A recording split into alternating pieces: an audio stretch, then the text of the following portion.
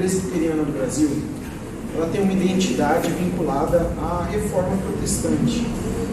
Você vai perguntar, né? Mas peraí, todas as igrejas evangélicas não têm um vínculo com a reforma protestante, porque não são todas oriundas da reforma? Num certo sentido, sim, porque não fazem mais parte da igreja católica. Em outro sentido, não, porque muitas igrejas hoje em dia já perderam os princípios fundamentais ali da reforma protestante. E nossa igreja, a nossa identidade presbiteriana está ligada a esses princípios fundamentais da reforma e, mais especificamente, aos princípios estabelecidos, princípios doutrinários estabelecidos por João Calvino. Por isso nós somos chamados de calvinistas. Não significa que é uma seita de Calvino, ou que a gente idolatra Calvino, ou que a gente acha que Calvino é um profeta.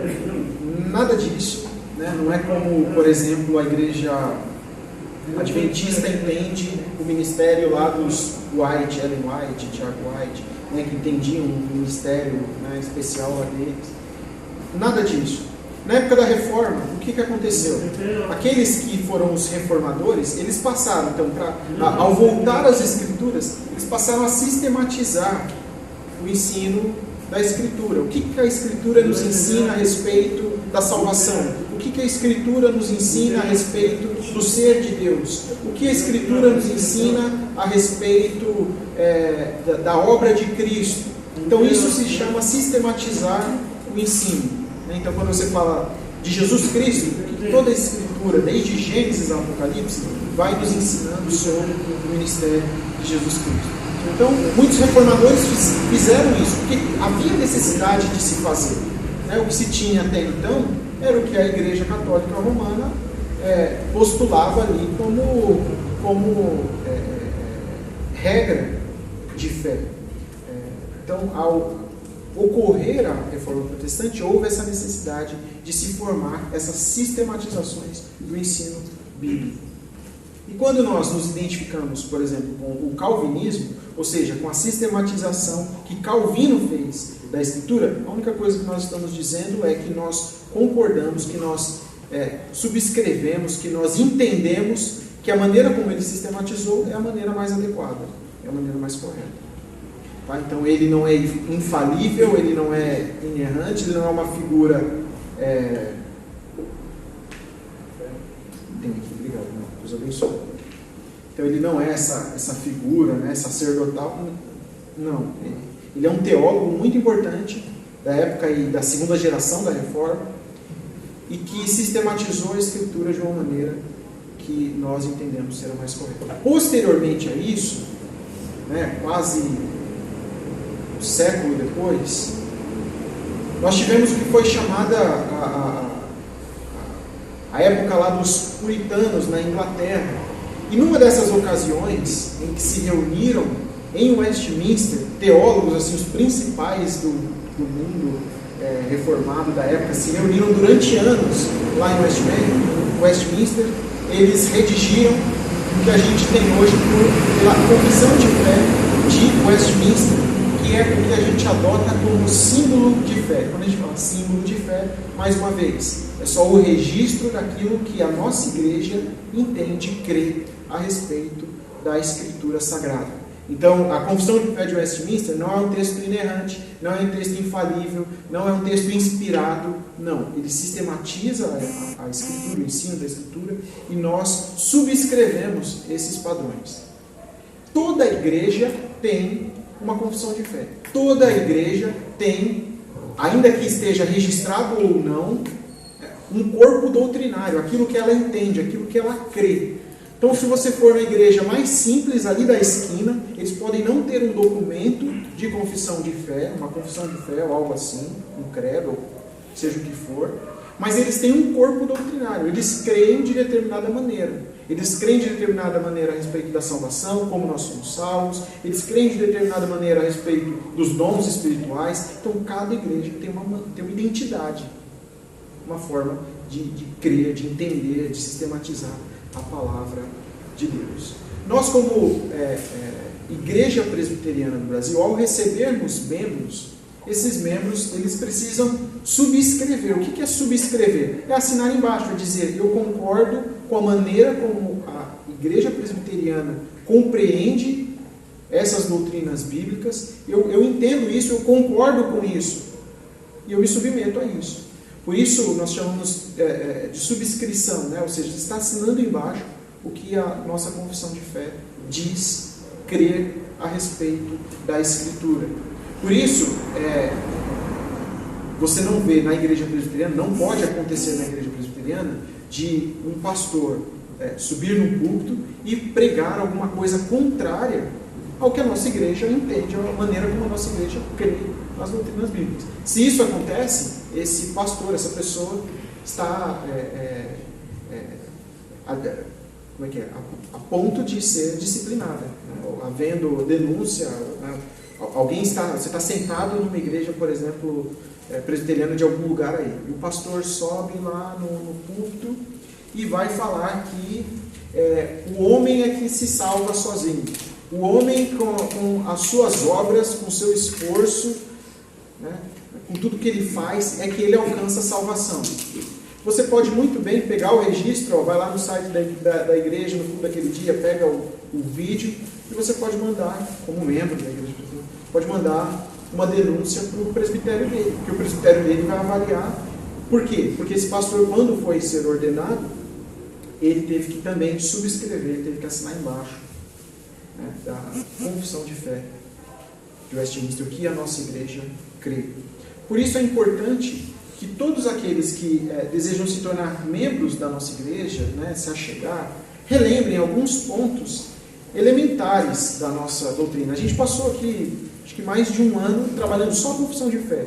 Aqueles que estiveram conosco acompanharam isso. A gente tem isso disponível também no site, no canal da igreja, no YouTube, mas vale a pena a gente pegar alguns pontos específicos. A gente não vai trabalhar de novo toda a confissão de fé, a gente não vai trabalhar todos os pontos, mas alguns pontos são bem elementares e bem importantes de serem destacados, para que depois, né, que você se tornou membro, você não fale: não sabia que a igreja presbiteriana entendia isso a respeito da predestinação, por exemplo, dos decretos eternos de Deus, ou eu não entendia que a igreja presbiteriana compreendia isso a respeito da continuidade dos dons.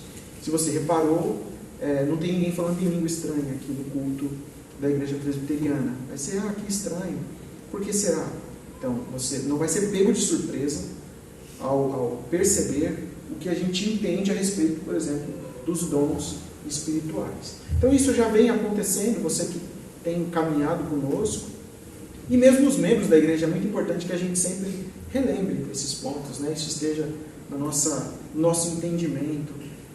Isso vai nos ajudar também a instruir a outros que estiverem se achegando ao nosso meio a respeito desses temas. Tá? Então, nesse intensivão que a gente vai fazer, hoje a gente vai falar, dar um panorama nos 5 lemas da Reforma Protestante. São 5 princípios, 5 slogans, conhecidos como os 5 solas. A gente vai explicar já o que são esses 5 solas, que são ali como se fossem pilastras que sustentam ali a doutrina da Reforma Protestante. Depois nós vamos trabalhar por 2 domingos os 5 pontos do calvinismo, né? São o que a gente chama de 5 pontos do calvinismo. Foi o que aconteceu em um determinado momento que os teólogos reformados foram questionados a respeito de uma série de coisas da sua doutrina, e em resposta a esses 5 questionamentos que levantaram, surgiu o que a gente entende por serem os 5 pontos do calvinismo. É muito importante a gente entender isso. Diz respeito à salvação, diz respeito à eleição incondicional, diz respeito à condição do homem. É muito importante a gente entender isso. E aí a gente conclui com alguns temas que são importantes também. Os sacramentos, batismo, principalmente batismo infantil, nos diferencia das demais igrejas evangélicas, da maioria delas. Continuidade dos dons, um tema importante para a gente trabalhar, e um pouquinho também sobre o governo da igreja, a maneira como a igreja presbiteriana funciona. isso como uma recapitulação e esse intensivão aí pré-recepção de novos membros. Aqueles que estão para ser recebidos, depois que passar por esse período, por essas aulas, se entender, olha, eu não entendo assim, não é essa compreensão que eu tenho da Escritura, eu não concordo com vocês. Você tem todo o direito de discordar. De maneira nenhuma a gente vai falar, porque você discorda da gente, então você não é crente, ou nada do tipo. Mas para você se tornar membro de uma igreja, você precisa concordar com a doutrina daquela igreja. Então nós damos essa oportunidade para que você tenha a opção de escolher. Eu entendo isso também, eu quero ficar aqui congregar com os irmãos, porque é isso que a gente vai ensinar aqui. Essa doutrina que a gente vai ensinar aqui. Os irmãos vão ter... Ninguém precisa se sentir constrangido ao final disso, falar, eu quero ser membro da igreja, ou então, não quero, não é para mim, eu não entendo isso. Então fique à vontade disso. E se alguém aqui, se algum membro tiver dificuldade com alguma dessas doutrinas, também não se sinta constrangido. Opa, eu quero entender melhor, eu quero trabalhar melhor.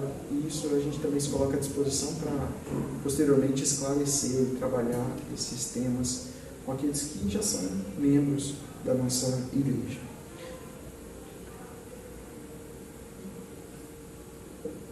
Então são 5 lemas que estão em latim, e você vai encontrar muito por aí. Se você colocar os 5 solas ou alguma coisa assim na internet, você vai ver esses lemas estampados lá. Eles estão escritos em latim, mas dá para entender bem o que cada um significa. Nós temos o sola fide, que significa somente a fé, sola escritura, somente a escritura, solus Christus, que é somente Cristo, sola gratia, somente a graça, e soli Deo gloria, que é somente glória a Deus. A glória é devida somente a Deus. Esses são os 5 princípios fundamentais da doutrina reformada, da doutrina protestante. São 5 solas da reforma protestante. E nós vamos passar aqui, panoramicamente, por cada um desses temas. Em primeiro lugar, sola fide, somente a fé. É um desses pilares, um desses 5 pilares da reforma. O somente a fé responde à pergunta: como eu posso ser salvo? Isso é importante para você saber responder. Como eu posso ser salvo? Como eu sou salvo? Que resposta você daria a essa pergunta? Como eu posso ser salvo? Você precisa lembrar que a reforma protestante ela acontece num movimento de ruptura de um grupo da Igreja Católica, que era a igreja estabelecida na época, um grupo rompe com a doutrina da Igreja Católica, então está sempre em diálogo com aquilo que a Igreja Católica defendia, com aquilo que a Igreja Católica tem como doutrina basilar. Então, quando a gente pergunta como eu posso ser salvo, você vai ter muitas respostas, mas basicamente vai seguir por alguns caminhos, alguns poucos caminhos. Por um lado, alguns vão entender que a salvação depende inteiramente de você. Depende inteiramente de você, depende das obras, depende de você se esforçar para conseguir salvação, de você fazer boas coisas, boas ações, ser bom com os outros, ser honesto, ir à igreja todos os domingos. Isso só depende de você. É como se Deus estivesse parado e você tivesse que dar todos os passos até Deus para ser salvo. Outros entendem que está ali no meio do caminho. Deus faz a sua parte, Deus faz a parte dele, e você faz a sua. Então é como se você alcançar a salvação, Deus andou metade do caminho e te estendeu a mão. E aí você tem que percorrer a outra metade e tocar na mão de Deus. Isso é conhecido como também um outro termo técnico, sinergismo. Significa que na sua salvação, o Espírito de Deus, o próprio Deus age, e você também age para alcançar essa salvação. Então depende 50% de Deus, ou alguma porcentagem de Deus, e depende de alguma porcentagem de você. Talvez não seja nem essa proporção de 50%, 50%. E você vai ver que tem doutrinas que a proporção é bem pequenininha. Fala que Deus percorreu 99% do caminho, só dependia de 1%. É só você tomar posse aqui. Isso já é sinergismo, isso já depende de você também. Nós não entendemos assim. Nós entendemos que quando se trata de salvação, é somente Deus que age. E você só alcança isso mediante a fé, não é por obras. Não há nada que você possa fazer que te garanta a salvação. É somente pela fé, e fé em Cristo Jesus. Cada um dos temas ele vai estar interligado. Você vai ver que isso está conversando com a sua graça, está conversando também com somente Cristo, somente a Escritura. Eles estão interligados. Mas a ideia aqui do somente a fé, sola fide, é que você é salvo somente mediante a fé e não mediante as obras. A doutrina católica é diferente disso. Você tem a fé, mas você tem também as obras que te garantem aí algum crédito espiritual. E se você tiver um saldo positivo, aí você então merece o céu naquele dia, né? Se você não tiver, se tiver um saldo próximo ali do que precisa, você fica um tempinho no purgatório, depois que morrer, purga um pouquinho dos pecados para conseguir um crédito a mais, suficiente para entrar no céu. Agora, se o seu crédito está muito lá no negativo, aí é mais complicada a sua entrada no céu. Então essa é a ideia da doutrina católica. Então você tem que conseguir um crédito para conseguir entrar lá. Nós entendemos que não. É somente pela fé e a fé em Cristo Jesus. Não pelas obras, somente pela fé. Aí você vai falar, peraí, Maurício, então significa que ser crente protestante significa que eu posso viver a vida mais depravada possível. Porque se eu sou salvo só pela fé e não pelas obras, então eu posso ser o mais depravado, a pior pessoa que existe no mundo. Se eu crer em Jesus Cristo, eu sou salvo. Bom, você pode ser a pior pessoa do mundo, se você crer em Jesus Cristo, você vai ser salvo. Mas a salvação, o crer em Cristo Jesus, a fé verdadeira, que é a fé salvadora, ela transforma o coração do homem. O homem que, para ter essa fé, ele precisa ser regenerado. Então ele se torna uma nova criatura. Então se você era o pior, creu em Jesus e continuou sendo o pior homem da face da terra, então significa que não houve fé verdadeira ali. Você não é um salvo, você não está no meio contado entre os salvos. Mas se você creu em Jesus, você podia ser o pior homem da face da terra. Você creu em Jesus verdadeiramente, Ele te salva sim. Porque não é pelas suas obras, não é pelo mérito. É pela fé somente em Cristo Jesus. Isso é bom, né? Isso tira o peso das nossas costas, né?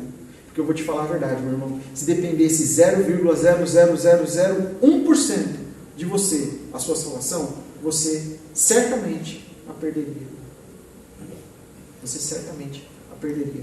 Por isso, somente pela fé. Quem pode ler aí Romanos 1,17? E quem pode ler João 3,16? Esse dá para falar de cor, né?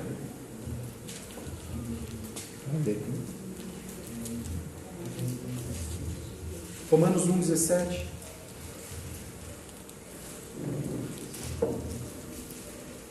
O problema para se analisar, então, levar o microfone.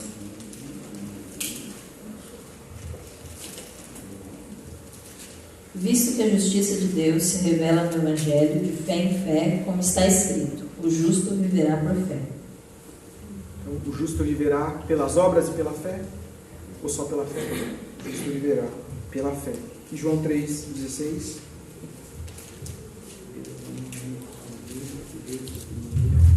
Porque Deus amou o mundo de tal maneira que deu o seu próprio Filho unigênito para que todo aquele que nele crê não pereça, mas tenha vida eterna. Então, qual é o parâmetro aí de salvação? Todo aquele que crê em Jesus Cristo. O próprio João vai falar isso no finalzinho do evangelho dele. O Senhor Jesus fez muitas outras coisas, né?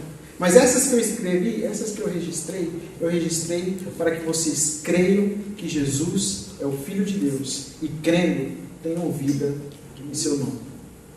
Então a vida vem pela fé. Fé em Jesus Cristo. O segundo sola, em decorrência desse, está ligado diretamente a esse, sola gratia, ou somente a graça. Quem pode ler aí Efésios 2:8?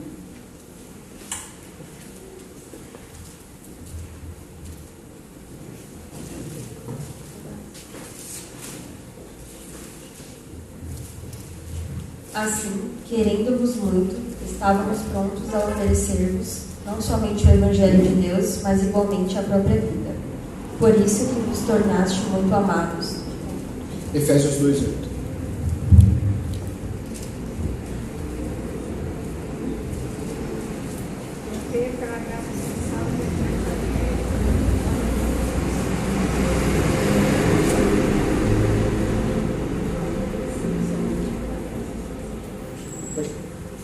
Porque pela graça sois salvos, mediante a fé, isto não vem de vós, é dom de Deus. Porque pela graça sois salvos. Então, somente a graça é o segundo lema, o segundo tema, diretamente ligado aí ao primeiro, né? Se nós somos salvos porque nós cremos em Jesus, a nossa própria fé não é uma obra nossa. Você pode ter pensado nisso, né? Peraí, se eu tenho que ter fé em Jesus Cristo para ser salvo, então não significa que eu dei ali pelo menos um passinho, pelo menos 1%, não foi meu porque eu tinha que ter fé? Pois é, mas a palavra de Deus diz que até a fé que você tem é dom de Deus. É Deus que te deu a fé que você tem. É isso que está escrito na palavra. Então até a fé que te leva à salvação, essa fé salvadora, não veio de você mesmo. É presente de Deus. Por isso, a salvação é pela graça. E pela graça somente. Graça significa favor imerecido. Graça significa favor imerecido. Então, quando nós falamos a respeito de graça, significa que você recebe algo que você de maneira nenhuma merecia receber. A graça e a misericórdia de Deus estão sempre muito ligadas, né? E está ligado à nossa situação com Ele. Misericórdia é quando Deus ele não aplica, Ele não nos dá aquilo que nós merecemos. O seu filho merecia umas palmadas. Então você vai e usa de misericórdia com ele e não dá essas palmadas. Não. Seu filho merecia um castigo e você foi misericordioso com ele. Então você não deu o que ele merecia.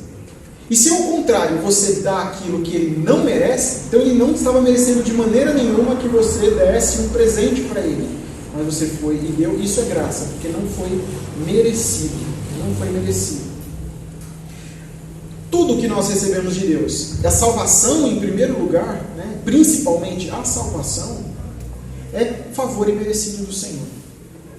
E olha que a graça de Deus ela se estende, né, é o que a gente chama de graça comum, se estende a todos os habitantes da terra. Porque são todos pecadores, são todos ímpios, são todos promíscuos, mas o Senhor mantém, o sol nasce e se põe dia após dia, o Senhor manda chuva sobre todos, o Senhor manda sustento sobre a terra, não é só a colheita do justo que frutifica, né? A plantio, a colheita, a trabalho, a sustento, né? Deus cuida de uma maneira global de todos os seres humanos. Isso é o que a gente chama de graça comum. Ninguém merece isso do Senhor, mas o Senhor estende essa graça comum a todos. Mas há uma graça especial que é a graça ligada à salvação. Essa graça é estendida somente àqueles a quem Deus de fato salva.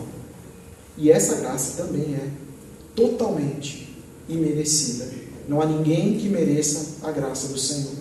Uma vez eu ouvi alguém explicando sobre a eleição do povo de Deus, usando a seguinte analogia. A pessoa não era da nossa linha, né, de doutrinária.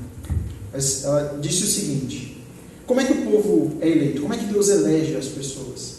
Da mesma maneira que você elege a laranja que você vai comprar na feira. Então você vai lá na feira, né, no dia de feira, passa pela barraca da laranja. O que você faz? Você vai levar uma dúzia. O que você faz? Você sai catando qualquer uma? Não, né? Geralmente você vai pegar ali, vai apertar, né? Se ela está com uma cor bonita, né? Se ela está com uma consistência boa, né? Se o cheiro ali está adequado, está dentro do esperado, então você coloca ela para dentro do saco. Se você pegou a laranja, na hora que você pegou a laranja, ela murchou na sua mão, já, né? E a cor dela estava esquisita, e o cheiro já estava passado, você vai escolher essa laranja? Não, você não vai escolher essa laranja. Você vai colocar ali de lado e vai procurar outra melhorzinha para você colocar no saco. E aí a pessoa falou, nessa ocasião, que é assim que Deus elege o seu povo.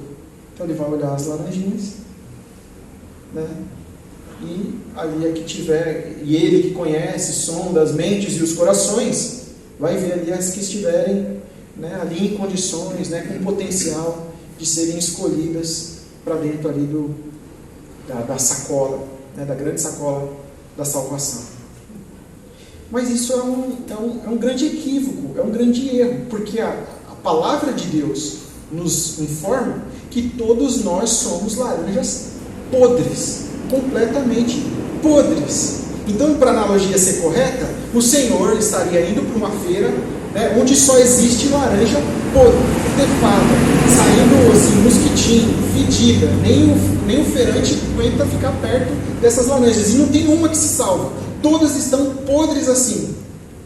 E aí vai ainda o Senhor e escolhe algumas para colocar dentro da grande sacola da salvação. Então, para fazer jus à analogia, isso é graça. Nenhuma laranja por si mesma merecia ir para a sacola. Merecia receber ainda algum pagamento, né, em função dela, para que fosse levada, para que fosse comprada. Por quê? Porque estavam todas podres.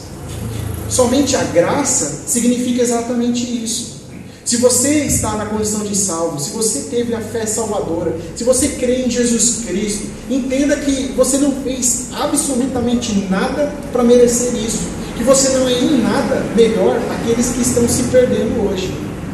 Seu coração era tão corrupto quanto, sua mente tão corrupta quanto, sua vida tão podre quanto. Não significa dizer que você é tão mal quanto você poderia ser. Tem gente que atinge níveis realmente inacreditáveis de maldade na prática. Mas significa dizer que estão todos corrompidos. Todos. Não há um justo sequer sobre a face da terra. Ninguém que busque a Deus, diz a palavra do Senhor. Então o Senhor vai pela graça e nos dá aquilo que nós não merecemos, que é a salvação, mediante o pagamento de um preço, que é o sangue do seu Filho, para nos salvar. E isso é graça. Isso é bom da gente lembrar sempre, meus irmãos, sempre, dia após dia. Porque quando a gente acha que a gente precisa fazer alguma coisa para obter o favor de Deus, e a gente se lembra que a nossa relação com Ele está baseada na graça, somente na graça, então é um peso que sai das nossas costas, é um peso que sai do nosso coração, porque nós nos relacionamos com Ele pela graça inteira dEle. Pela graça dEle é que nós somos salvos, mediante a fé, que não vem de vós, é dom de Deus, e por isso é pela graça. Então esse é o segundo lema aqui da reforma. Então somente a fé, sola fide, somente a graça, sola gratia, solos Cristo, somente em Cristo. Quando você vai falar de fé, as pessoas, você tem fé? Vai perguntar para alguém na rua. É claro, tenho fé na vida. Claro, vou ali na lotérica fazer uma fezinha, né, para ver se dá certo, ver o que acontece. Você tem fé? E muita gente vai dizer, sim, eu tenho fé. Mas fé em quê? Não é qualquer fé. Não é acordar de manhã, eu tenho fé que tudo vai dar certo. E que tudo vai dar certo, isso é colocar a fé em prática, isso é ter uma fé grande. Nada disso. A fé tem que ter um objetivo certo, o alvo certo. E a fé é a fé em Jesus Cristo. Solos Cristo significa que somente Jesus serve, somente Jesus atua como mediador entre Deus e os homens. Isso é básico na nossa fé, na nossa compreensão, na compreensão reformada da Escritura. Somente Jesus funciona como mediador entre Deus e os homens. Ele é o nosso mediador. Quem pode ler em 1 Timóteo 2:5?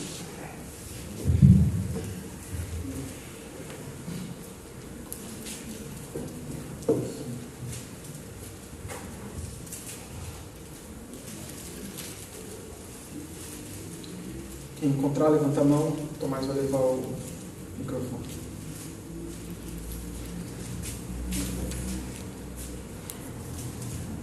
Portanto, há só um Deus e um só mediador entre Deus e os homens, Cristo Jesus, homem. Portanto, há um só Deus e um só mediador entre Deus e os homens, Cristo Jesus, homem.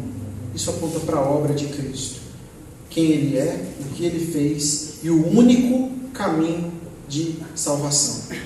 Isso aqui em diálogo, na época da Reforma, com a Igreja Católica, estava diretamente ligado à prática que eles tinham de outros mediadores, outros medianeiros. E ainda é um adágio muito popular hoje. Eu não vou lembrar a palavra por palavra, como é que é o provérbio católico, mas é algo assim: a gente apela para Maria, Maria apela para Cristo, Cristo apela para Deus. Como se valesse mais apelar para Maria, porque, enfim, como se tivesse maior acesso, o filho faz a vontade da mãe, esse tipo de coisa. Então, quem é a mediadora na prática? É Maria. Por que não corta o intermediário e vai até Cristo? Não, vai até Maria. E como funcionam os demais santos? Então, preciso uma causa muito complicada, é muito difícil. Então, por que não vai até Deus? Não, precisa de um outro mediador. Então, vai a quem? Vai a... Quem é o santo aí das causas impossíveis aí, que o pessoal fala? Vocês estão bem? Eu ia pegar, né? Quem responder Santo Expedito, eu falava, tá sabendo. Mas vocês não entraram nessa. Tem até uma capela dele, que vindo aqui para a igreja, tem uma capela ali, Santo Expedito, aqui no caminho. Mas vive sempre fechada, né? Eu não sei se ele está tendo muita causa impossível para resolver, eu sei se ele está de férias, como é que funciona quando está assim, né? Até porque é uma coisa bem complicada, porque existe um atributo, que é o atributo da onisciência, tem um atributo da onipresença de Deus, né? E que é explicável o fato de Deus ouvir todas as nossas orações ao mesmo tempo. Se a Sofia está falando uma coisa, né? A Sara falando outra, a TV falando outra, ou eu presto atenção aqui, ou aqui, ou aqui, ou eu não presto atenção em nada. Na verdade, quando isso acontece, eu não consegui ouvir absolutamente nada. E nós somos assim, nosso foco é limitado. E aí quando as pessoas julgam que tem um mundo de gente clamando por essas intercessões aqui, entender que tais seres são capazes de ouvir, de compreender, de receber, de intermediar, você está atribuindo a eles um atributo que é exclusivo de Deus. E aí vão falar que não é idolatria. Não, é só veneração. Não, está só me ajudando ali, é só um caminho. O caminho é Jesus Cristo, realmente, a salvação é só por Deus, mas é um caminho ali, para a gente, um atalho. Está atribuindo a estes uma posição, uma função que é exclusiva de Cristo. E sempre que você substitui Cristo por qualquer outro ser, outra coisa, outra pessoa, isso é idolatria.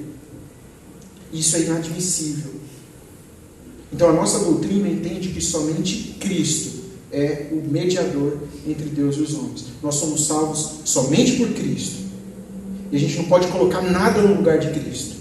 Por isso que, seja santo no céu, seja homem na terra, o único mediador entre Deus e os homens é Jesus Cristo, que com a sua obra nos deu livre acesso ao Pai, como foi exposto essa manhã.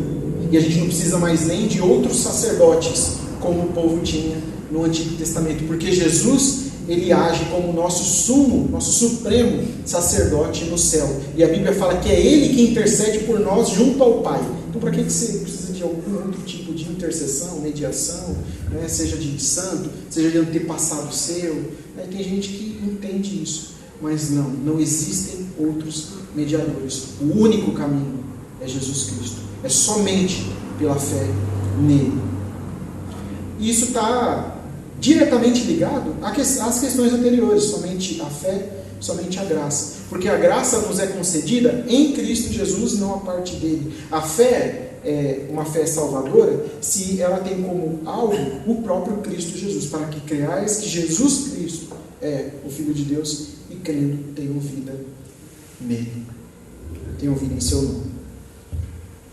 Então não há salvação através de nenhum outro, e não existem outros mediadores. Aquela conversinha fiada que você ouve, todos os caminhos levam a Deus. No final das contas, todas as religiões estão buscando o mesmo Deus, que se apresenta de formas diferentes. Aquela conversa que tenta só conciliar numa fachada de paz. Vamos aqui, vamos conviver bem. A nossa mensagem é diferente dessa. O nosso entendimento é diferente desse. É só Jesus. A salvação ela é tão maravilhosa assim, se nós somos tão indignos, e se ela vem só por meio de um que pagou o preço e que nos vem de graça, então você vai atribuir isso a outro ser, a outra pessoa. Deus não admite que você atribua a outro uma obra, uma posição que é só dele. Por isso a gente entende que somente Jesus Cristo. Somente Jesus Cristo. Não tem apóstolo, não tem outro que seja mediador, que esteja mais próximo de Deus, que você vai tentar encurtar o caminho aí até Ele. Somente Cristo. E essa fé em Cristo Jesus, ela tem que estar baseada em alguma coisa. E qual que é a base da nossa fé? É a Escritura. Sola Escritura é o próximo elemento, o próximo lema. Sola Escritura vem nos ensinar que somente a Escritura Sagrada, a Bíblia, o cânon que a gente chama, os livros sagrados, são a fonte de autoridade da igreja. Não existe outro elemento perante o qual a igreja derive a sua autoridade. Isso é diferente do que pensava, por exemplo, a Igreja Católica aqui na época da Reforma. A autoridade ela era compartilhada. Então havia a autoridade da Escritura, sim, mas a autoridade do magistério, a autoridade da igreja. Então, estão em pé de igualdade. Então, é a igreja que valida a Escritura, então a igreja, a autoridade está também sobre a igreja. Por isso, no entendimento, no catecismo católico, aquilo que é dito pelo Papa, ex cátedra, quando ele está sentado na cadeira de São Pedro, lá, e ele está falando através do seu concílio, aquilo também é palavra infalível, inspirada, tem o mesmo peso da Escritura. Por quê? Porque você tem outras autoridades ali. E nós entendemos que não. A nossa única fonte de autoridade é a Escritura Sagrada. Aí os católicos vão dizer, mas espera aí, quem foi que disse que a Escritura é sagrada, se não foi a igreja? Então, eles vão falar, os protestantes estão caindo em contradição aqui, porque se foi a igreja que disse que esses livros eram os livros sagrados, lá no concílio, lá no quarto século, então vocês aceitam o que a igreja disse até o quarto século e rejeitam o que a igreja disse depois do quarto século? Esse é um argumento deles, um argumento que eles nos fazem. Mas eles erram em perceber que o que a igreja fez não foi declarar que estes livros eram santos, mas sim reconhecer o que a igreja, em todos os séculos anteriores, já vinha reconhecendo. E todos os livros do Antigo Testamento, o povo de Deus do Antigo Testamento já os entendia como palavras de Deus. Então, tanto o Pentateuco, quanto os escritos, quanto os salmos, os profetas, esses livros já eram entendidos como palavras de Deus. Eles eram até armazenados juntos no templo. Eram armazenados lá no templo. E esse era o elemento de sacralidade desses livros. Eles já eram entendidos assim. Da mesma maneira, a igreja primitiva, por meio dos escritos dos apóstolos, já reconhecia nesses escritos dos apóstolos elementos de sacralidade. E isso aponta até para a ampla disseminação desses livros que eram distribuídos, que eram compartilhados aí entre as igrejas. Então a igreja já reconhecia aqueles livros que eram inspirados por Deus. E basta você ler esses livros que você vai perceber a maravilha, a maravilhosa doutrina que é expressada na palavra de Deus. Você vai perceber essas evidências internas, que somente pela leitura você percebe que a palavra é inspirada e aquilo que não é, aquilo que deve ser rejeitado, que são os chamados livros apócrifos. Então, no quarto século, o que foi feito foi só reconhecer aquilo que a igreja já tinha, como certo que esses livros eram sagrados. Depois foram acrescentados outros, para justificar doutrinas que foram inventadas aí pela igreja católica. Né? Então são os que eles chamam de deuterocanônicos, né? Os livros foram canonizados numa segunda rodada, né? Anos depois, muitos anos depois. E esses nós rejeitamos. Por isso, a fonte de autoridade na igreja cristã, na igreja evangélica, é o quê? A Escritura. Isso às vezes é atacado dentro do próprio arraial evangélico, meus irmãos. Porque você não precisa ir muito longe para perceber que existem igrejas, existem pessoas que entendem que há uma fonte de autoridade vinculada a experiências pessoais. A experiências pessoais. Então, as pessoas valorizam demais o sonho que tiveram de madrugada. Então, aquilo é o direcionamento que Deus está dando, é aquilo que Deus disse. As pessoas valorizam demais a questão das revelações e profecias, daquele que vem e diz, eis que te digo, e fala qualquer coisa. Então, procuram por isso, valorizam tanto isso, e se apoiam em cima daquilo que é dito nesses contextos, e se esquecem que a fonte de autoridade que guia a nossa vida, tudo de que nós precisamos, como disse o próprio Pedro, tudo de que nós precisamos está na Escritura. Tudo que nós precisamos para viver uma vida agradável a Deus. Tudo que nós precisamos saber para obedecer ao Senhor. Tudo que nós precisamos saber para a nossa salvação está na Escritura. A Escritura é a nossa única regra de fé e prática. Não existem outros elementos. Não existe outra autoridade que faça frente à autoridade da Escritura.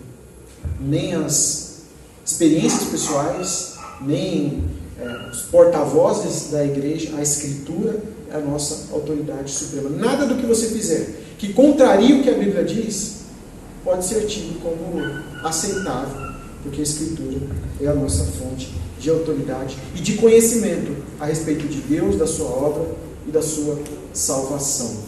Então esse é o quarto elemento que é fundamental na nossa fé reformada.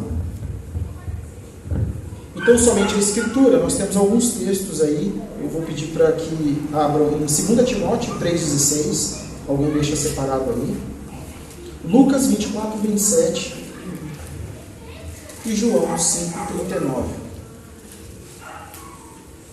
Então eu vou pedir para o pastor Mário aqui, em 2 Timóteo 3,16, vou pedir para o Franklin ler Lucas 24, 27 e vou pedir para a nossa irmã Juliana ler João 5, 39. Toda a Escritura é inspirada por Deus e útil para o ensino, para a repreensão, para a correção, para a educação na justiça, a fim de que o homem de Deus seja perfeito, perfeitamente habilitado para toda boa obra.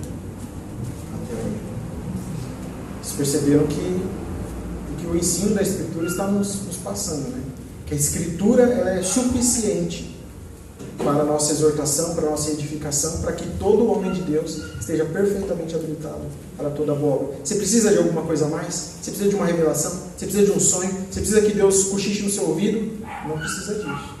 E não crie expectativas a respeito disso. Tem gente que cria doutrina porque sonhou com alguma coisa à noite. A nossa fonte de autoridade é a palavra de Deus. Lucas 24, 27.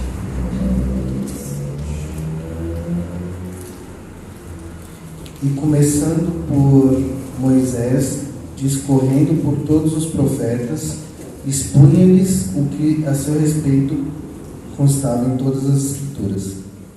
Então, todas as Escrituras é o que Jesus usa para ensinar os seus discípulos a respeito da sua pessoa e da sua obra. A Escritura é suficiente e elas testificam a respeito de Jesus, assim como nós vamos ver agora em João 5,39. Examinais as Escrituras, porque julgais ter nelas a vida eterna, e são elas mesmas que testificam de mim. Então aqui Jesus está chamando a atenção dos fariseus, falando a vocês, examinam todas as Escrituras detidamente, porque julgam ter a vida eterna nas Escrituras, e essas mesmas Escrituras são as que testificam a meu respeito.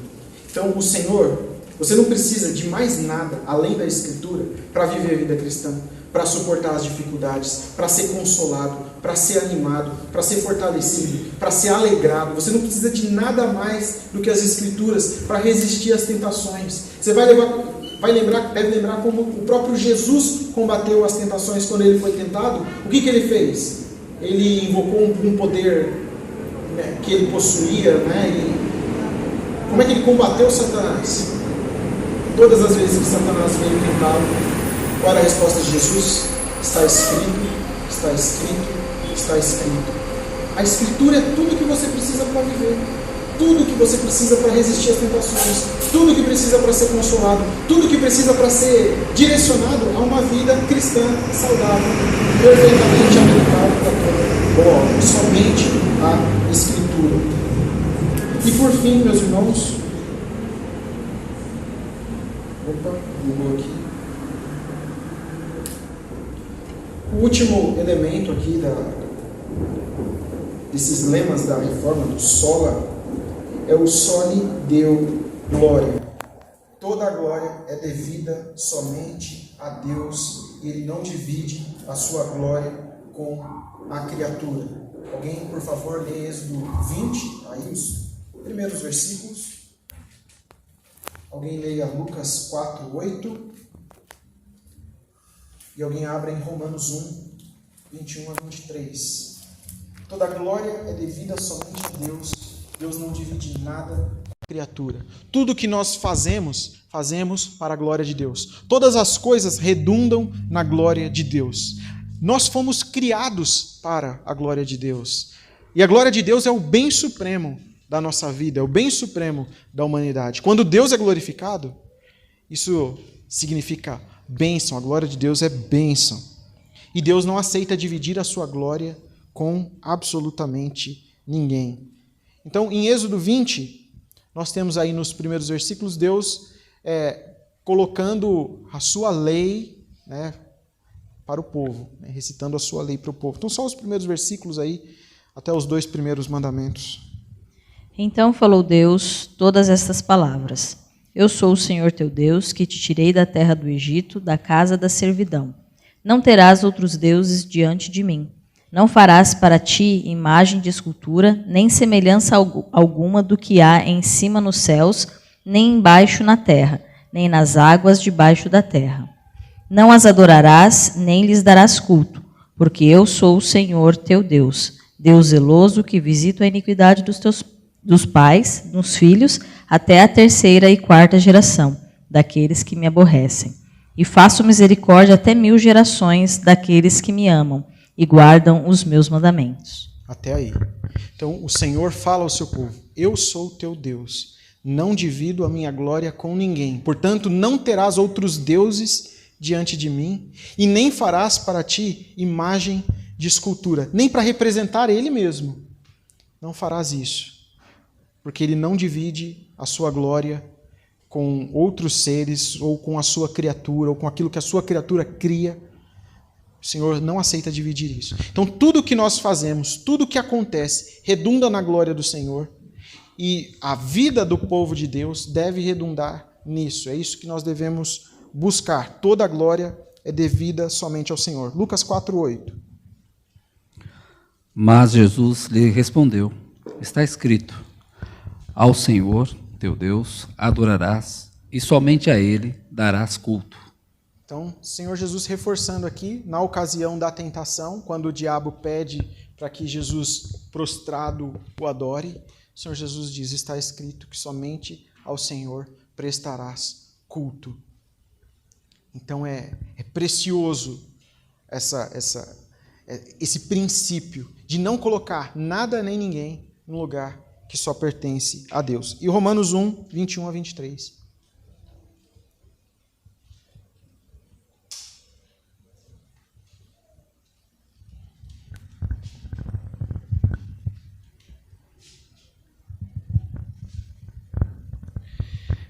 Porquanto, tendo conhecimento de Deus, não o glorificaram como Deus, nem lhes deram graça, antes se tornaram nulos em seus próprios raciocínios, obscurando-se lhes o coração insensato. Inculcando-se por sábios, tornaram-se loucos. Pode continuar. Mudaram a glória do Deus incorruptível em semelhança da imagem de homem corruptível, bem como de aves, quadrúpedes e répteis. Até aí. Esse é um texto de Paulo falando no começo da sua exposição do Evangelho, que a ira de Deus se revela a todos os homens. Por que a ira de Deus se revela a todos os homens? Porque eles trocaram a glória de Deus, que é incorruptível, pela imagem de seres corruptíveis. Colocaram o homem no lugar de Deus e colocaram toda sorte de seres da criação no lugar de Deus. E por causa disso, você lê como consequência, o Senhor os entregou à sua disposição reprovável de mente e de coração. É punição de Deus, essa depravação, essa disposição reprovável. Por quê? Porque esses homens trocaram a glória de Deus. E você vai perceber que esse é o grande mal que acompanha a humanidade desde o começo, né? De querer assumir um lugar que não lhe pertence, o lugar que é o lugar apenas de Deus. Lembra que a serpente disse à mulher para convencê-la a comer do fruto? O dia em que desse fruto você comer, você será como Deus. E os homens têm procurado se tornar como Deus, assumir o lugar de Deus de tantas e tantas maneiras. E nós entendemos que não. Glória somente a Deus. Esses são os elementos, os 5 solas da Reforma Protestante que a gente precisa ter como basilares da nossa fé também, da nossa fé reformada. Isso faz parte da nossa identidade reformada. Somente a fé, somente a graça, somente Cristo Jesus, somente as Escrituras e glória somente a Deus. Algum comentário? Pergunta? Então vamos orar. Senhor, nós te louvamos porque estas grandes coisas o Senhor, pela graça, resolveu nos revelar. Nós que não somos merecedores, não somos dignos, fomos alcançados pelo teu amor, pela tua misericórdia. E pela tua graça, Senhor, recebemos em nós, por meio de teu Espírito, a fé em Cristo Jesus. E assim fomos salvos, fomos feitos filhos de Deus. Laranjas podres, assim como todos os nossos irmãos, como todos os moradores da terra. Mas o Senhor, pela tua graça e pelo teu amor, que é incompreensível e incondicional, escolheu alguns dentre estes para fazer deles um povo de propriedade exclusiva, uma nação santa, sacerdócio real, raça eleita, povo do qual nós temos o privilégio de fazer parte, Senhor. Muito obrigado por isso. Que a beleza das doutrinas da graça continuem a falar nos nossos corações ao longo destes dias, para que cada vez mais vivamos de maneira grata a Ti, mais grata a Ti, por tudo que o Senhor fez por nós, sem que nós merecêssemos. Edifica a Tua igreja nisso, Senhor, e que não nos esqueçamos destes temas que são tão importantes e que fazem parte da nossa identidade reformada. É o que nós te pedimos, Senhor, abençoa o teu povo, leve em paz os seus lares, em nome de Cristo Jesus. Amém. Amém. Deus abençoe, meus irmãos, uma boa semana a todos e até semana que vem.